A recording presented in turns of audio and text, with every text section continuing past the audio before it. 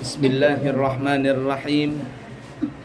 Assalamualaikum warahmatullahi wabarakatuh. Waalaikumsalam warahmatullahi wabarakatuh. Alhamdulillahi rabbil alamin.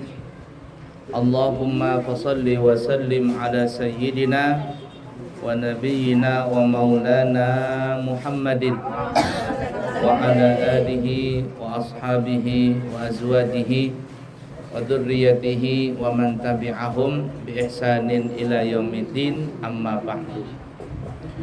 Tuan rumah yang berbahagia, para jamaah sekalian, ibu-ibu yang disayangi Allah dan dicintai Allah.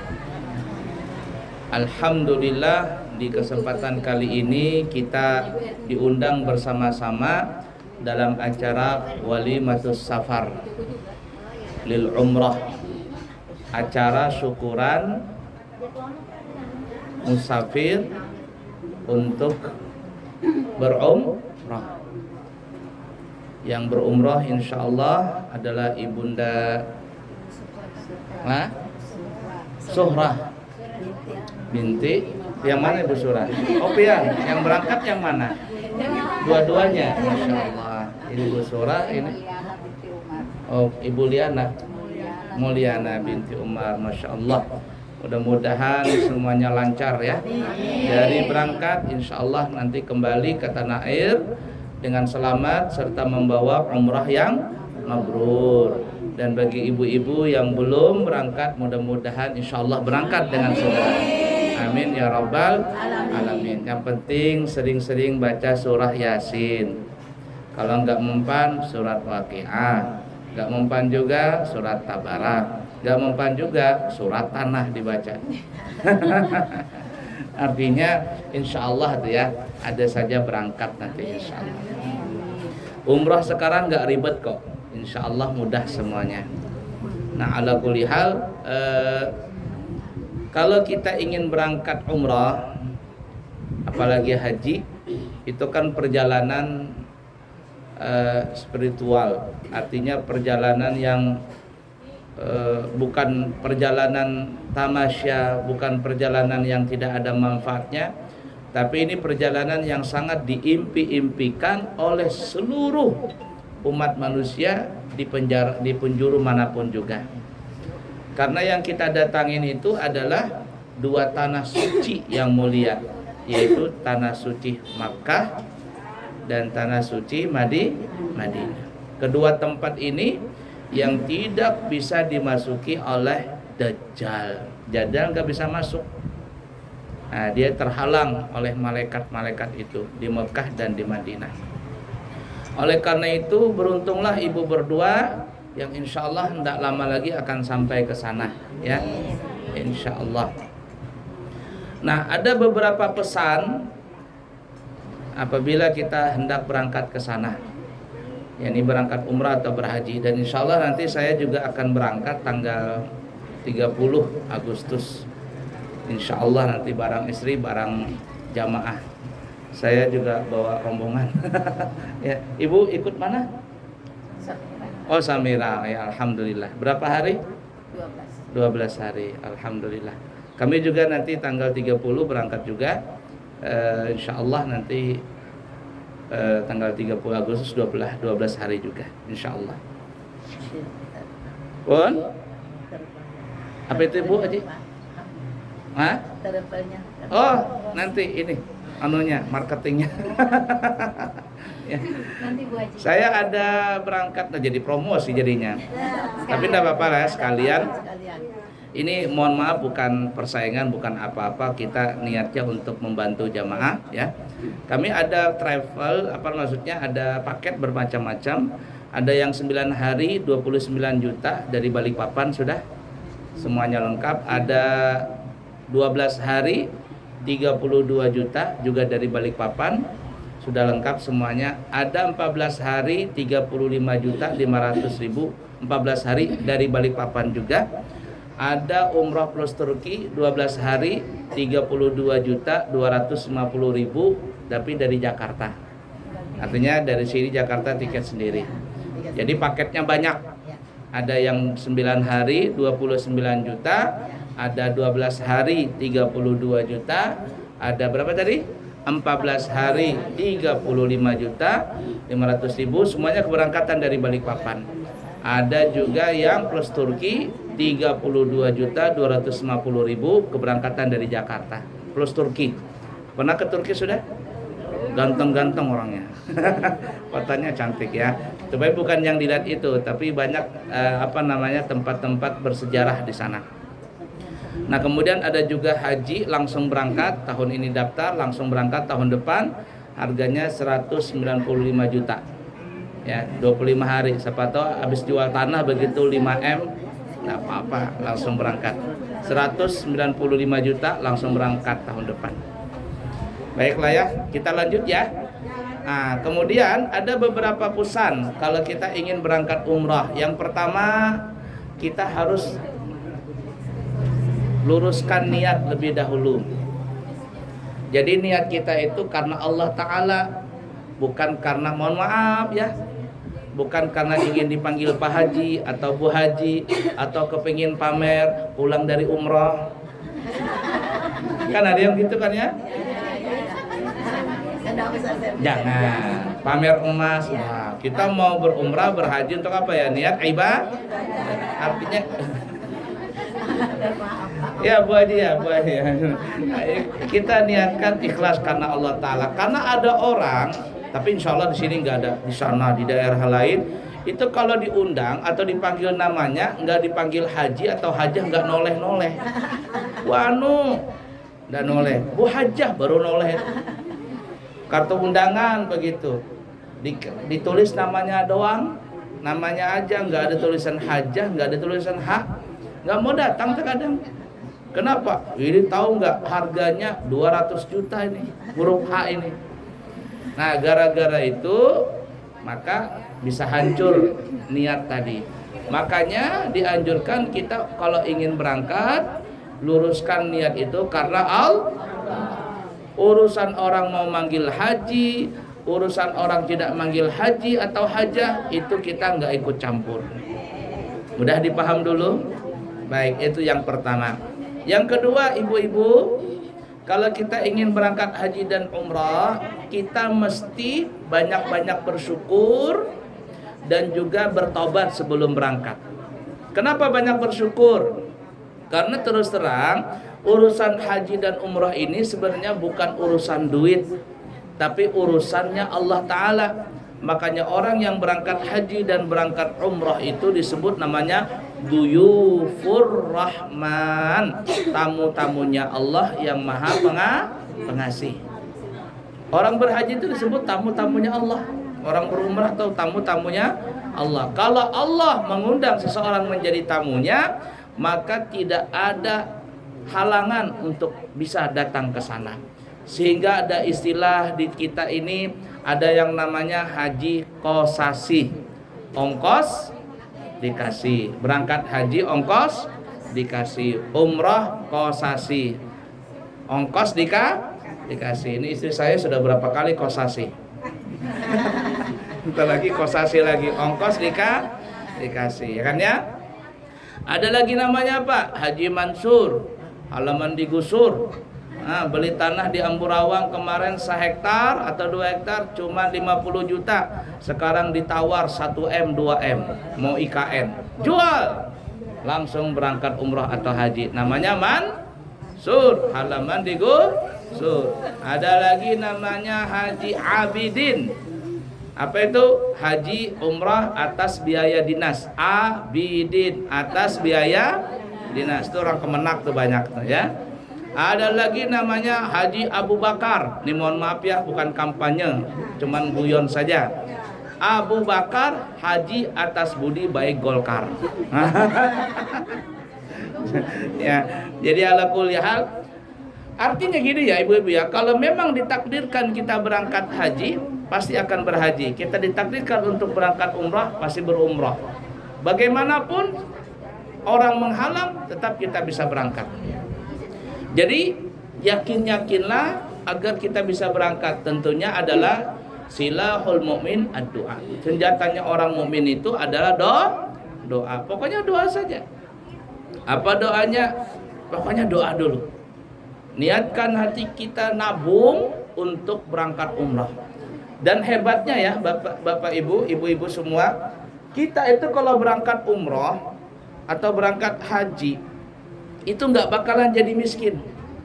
Coba nanti ibu-ibu yang berangkat pulang, ibu pasti dapat duit lebih banyak daripada sebelumnya. Itu pasti itu. Pasti itu. Nah, cuman yang tadi pertama apa ya? Luruskan nih niat karena Allah Ta'ala.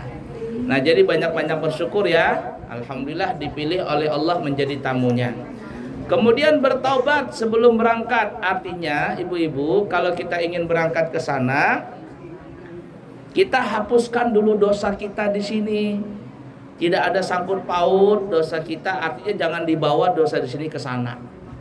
Kenapa? Karena banyak sekali cerita-cerita, dan itu memang kejadian, bukan cerita fiktif, bukan cerita bohong. Banyak sekali kejadian-kejadian yang dirasakan oleh orang yang berangkat ke sana, yang dia membawa dosa di tanah air. Mungkin waktu dia di Indonesia suka jahatin orang, di sana dijahatin orang. Di sini suka nipu orang, di sana bisa nipu orang.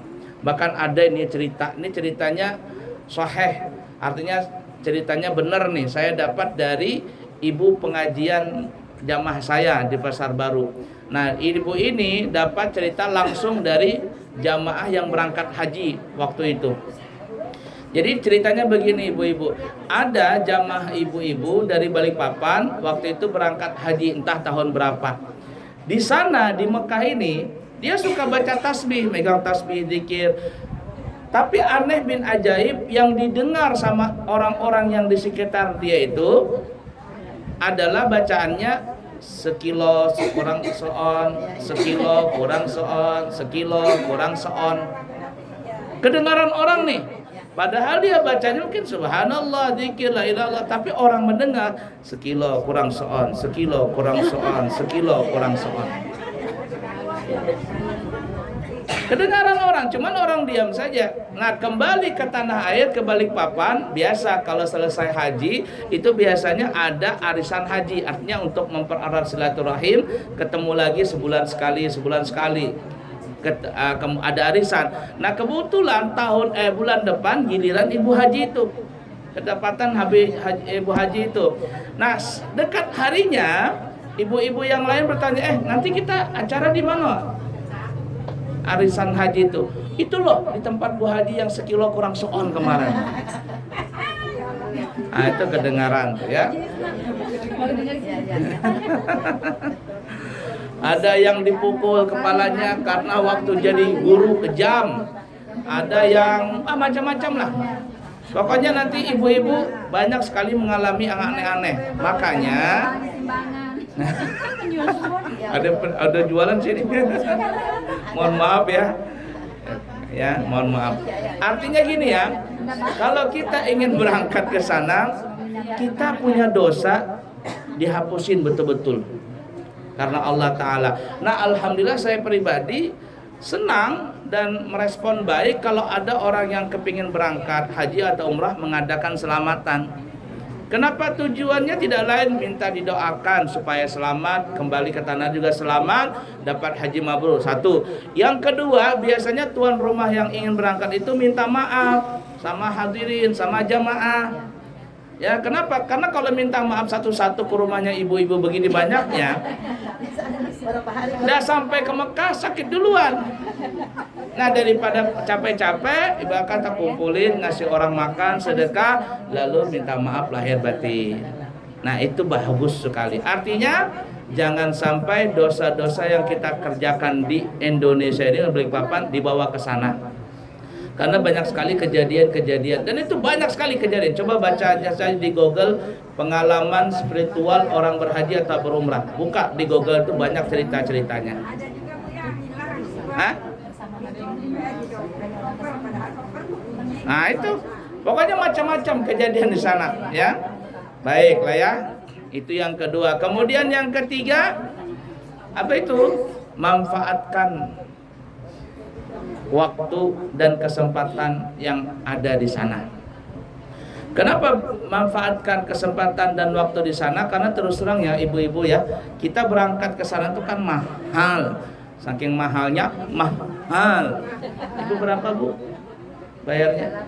38, mahal. Double mahalnya, mahal kan ya.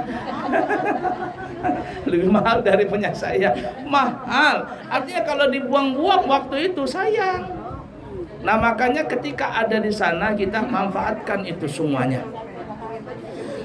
Apa itu manfaatkan? Satu, kalau sholat, ibu-ibu, mohon maaf ya, kalau sholat di Madinah jangan di teras, masuk ke dalam masjid. Supaya apa? Bisa i'tikaf. Kalau di teras jangan, mentang-mentang hotelnya dekat begitu, keluar hotel ngampar sejadah di halaman hotel sholat, jangan, rugi. Masuklah ke masjid, pahalanya lebih besar dan bisa i'tikaf. Begitu juga di Masjidil Haram. Kalau Masjidil Haram kita mungkin susah naik ke bawah, turun ke bawah, naik ke atas ada. Ya, bisa lihat Ka'bah dan semuanya. Pahalanya lebih besar. Satu ya. Kemudian apa lagi? Selama di sana nanti usahakan kalau bisa jangan minum selain air Zam-Zam. Makanya bawa botol. Kalau nggak punya botol juga bawa botol aqua. Di sini banyak anti botol aqua. Isi 2 botol, 3 botol. Selama di sana jangan minum air yang lain kecuali air. Kecuali kalau kita ingin ngopi, ngomongin susu. Biasanya di travel tuh nanti ada sore itu kopi, susu, hangatin badan, boleh. Tapi yang lain usahakan air Zam-Zam terus diminum dan berniat untuk apapun air Zam-Zam tadi, untuk kesembuhan, insya Allah Allah sembuhkan, untuk membersihkan hati Allah akan sembuhkan semuanya, untuk menarik rezeki semuanya Allah akan sembuhkan, Allah akan kabulkan dengan berkat air Zam-Zam. Kemudian selanjutnya apa lagi ibu-ibu? Banyak berdoa di tempat-tempat mustajab. Bagaimana tempat mustajab itu? Nah, kalau di Madinah ibu-ibu tempat mustajab, satu di Jabal Uhud. Jabal Uhud itu adalah gunung yang paling terbesar di kota Madinah. Disebut Uhud karena Uhud itu artinya tunggal. Dia tunggal sendirian daripada gunung yang lain. Karena dia sendirian maka gunungnya paling besar, Uhud. Di situ tempat saksi bisu pertempuran perang Uhud antara orang Islam dengan orang kafir Quraisy dan yang lainnya. Dan Uhud ini, gunung Uhud ini adalah gunung yang dijanjikan untuk masuk ke dalam surga. Uhud yuhibbuna wa nuhibbuh, kata Nabi. Gunung Uhud ini dia cinta kepada kita dan kita cinta kepada dia. Maka siapa yang kepingin melihat ahlu surga yang masih di dunia ini, yang pasti masuk surga, lihatlah Uhud. Disitulah kita berdoa, insya Allah Allah kabulkan. Itu di Uhud.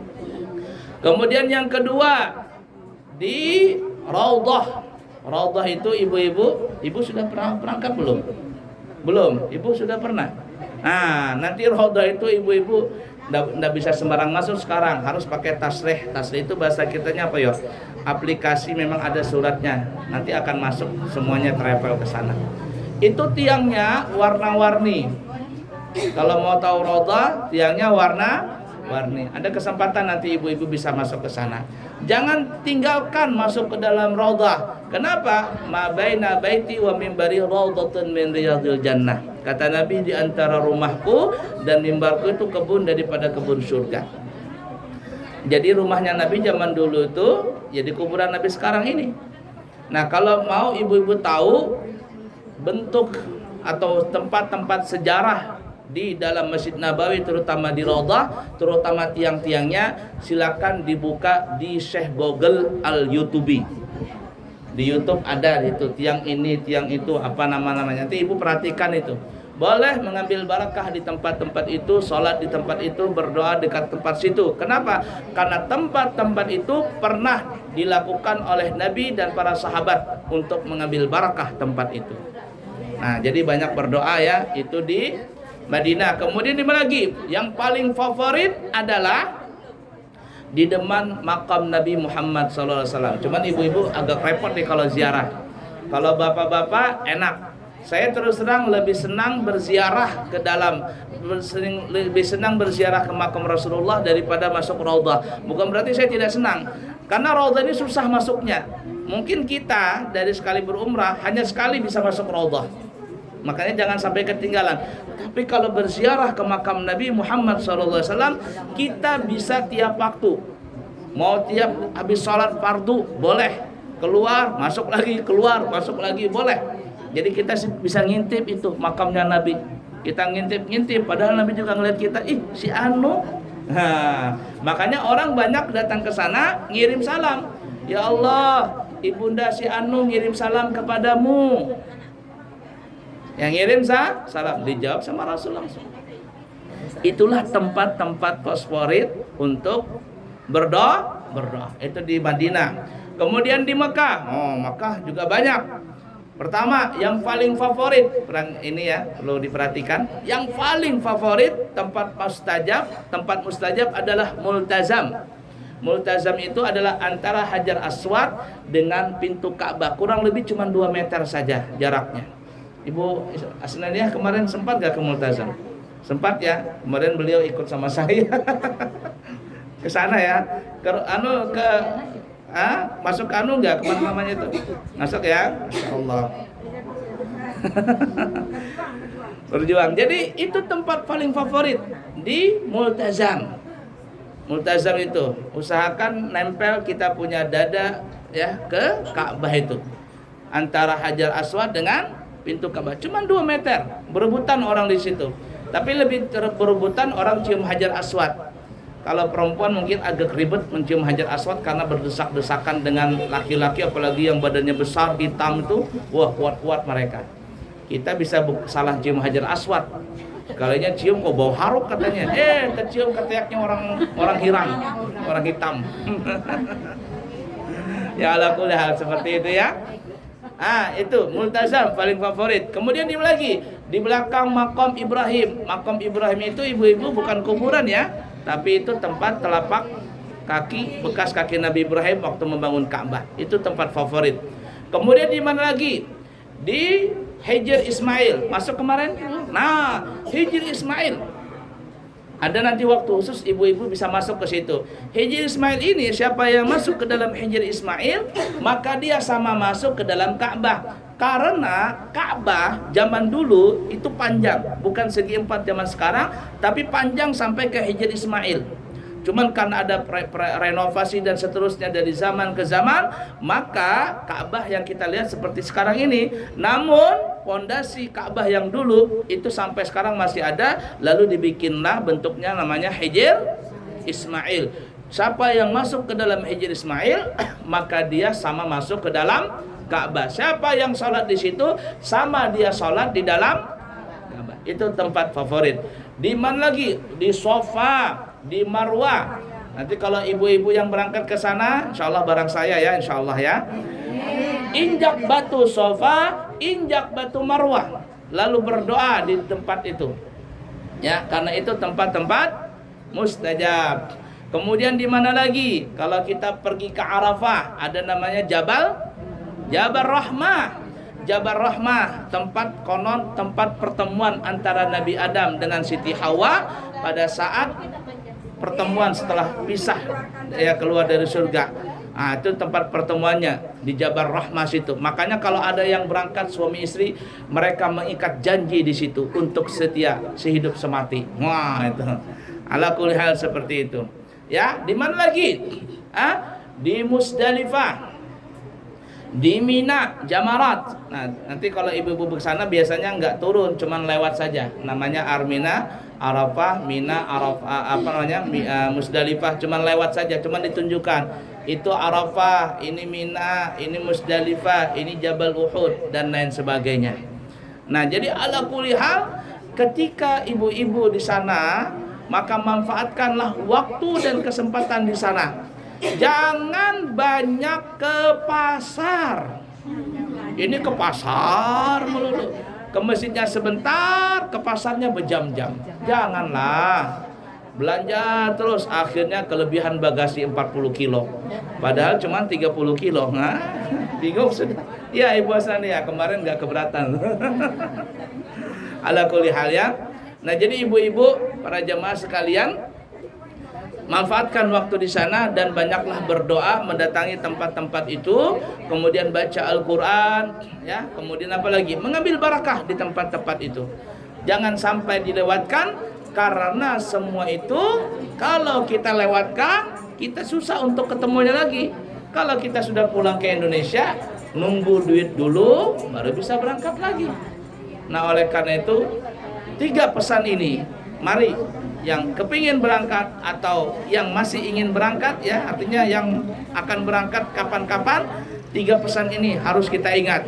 Yang pertama, luruskan niat karena Allah. Yang kedua, banyak bersyukur dan bertaubat.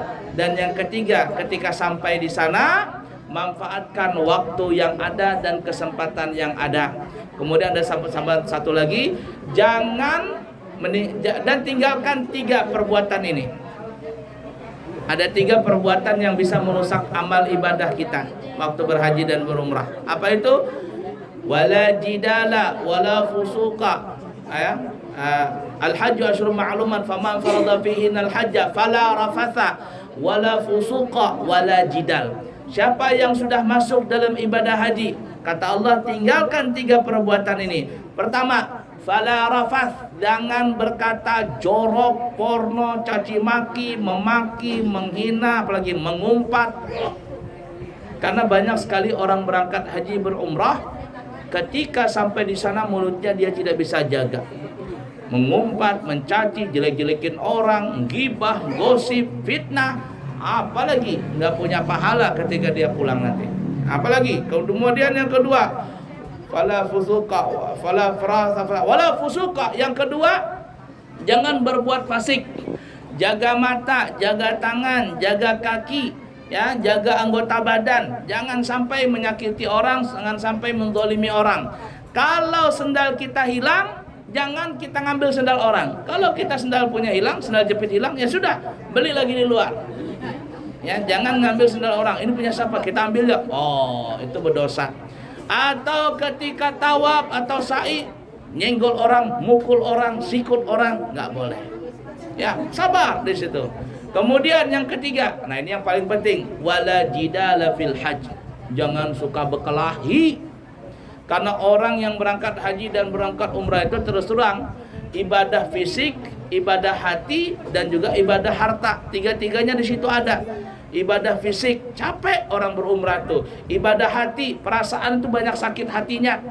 Ya, kalau nggak ikhlas banyak sakit hatinya. Yang ketiga, ibadah harta, kita ngeluarin duit banyak-banyak. Maka perasaan kita harus kita jaga. Jangan sampai kita mujadalah. Mujadalah itu bahasa kita berkelahi. Ada orang yang berkelahi suami istri, tidur sekamar tapi berkelahi aja kerjaannya. Ada sekamar sesama teman kamar berkelahi. Karena kan teman kamar itu bermacam-macam. Ada yang WC, kalau di WC lama. Ada kalau masuk WC, habis keluar WC nggak disiram. Macam-macam kelakuan itu.